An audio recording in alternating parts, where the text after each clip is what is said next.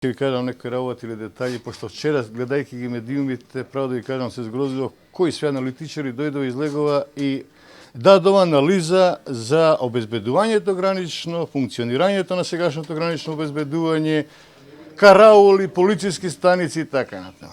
Прво, Гошинци, кој објект кој е преземен од страна на Министерството за внатрешни работи со трансферот на обезбедувањето на границата. А мора да знае народ дека се работи за објект кој никогаш не бил класична караула. Тој е објект кој беше преземен од, мислам, Македонски шуми или електростопанство, значи кој е адаптиран за сместување на луѓе тогашната војска, после полицијата, кои тука лоцираат и се ангажираат на обезбедување на границата. Иначе да е некој специализиран објект со сите можни средства, не знам, вакви, такви, како што вчера беше набројувано, дали можело да се притисне на копче па да се алармира веднаш останатиот дел од полициските сили да интервенираат, такви инструменти или справи таму нема. Друго, самиот топографски амбиент на Гошинце и целиот тој простор, почнувајќи од бившиот белгиски камп преку Танушевци, Кодравпура, Гошинце, заклучно со Сопот, некојаш армијата држеше и изтурен пункт на Шорта, е еден простор кој е исклучително тежок за обезбедување. Планина, со многу на густо растење, со буки огромни. Значи, ние од овде од Скопје, кога гледаме Скопска Црна Гора, имаме перцепција дека таму нема ништо, таму е чист, голем. Не, од другата страна, на Скопска Црна Гора, значи од Равно, понатаму, тоа се шуми, тоа се простори кои се многу лесни за движење. Дали може 40 луѓе да дојдат на Гошинце? Апсолутно може.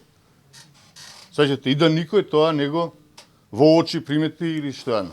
Сега симптоматично е што некогаш границата на Толе обезбедуваше КВОР од Бонстил, а сега ја обезбедуваат силите на Косово.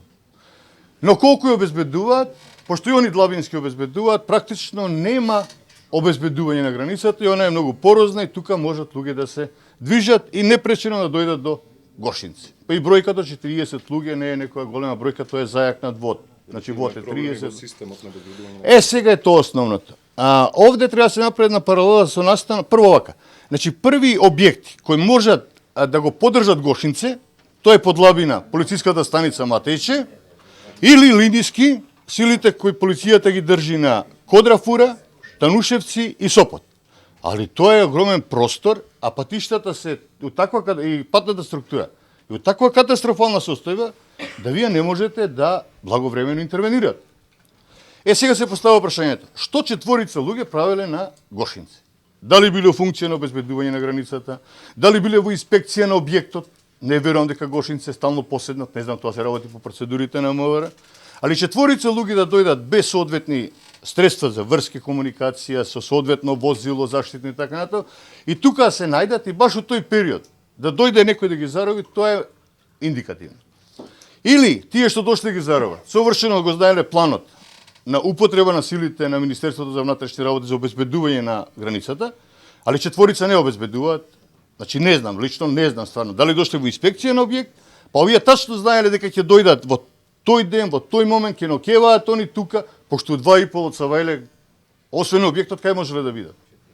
И некој да дојде да ве фати, да ве врзе и да ви даде 30 минути после тоа да си заминете, тоа е малку чудно.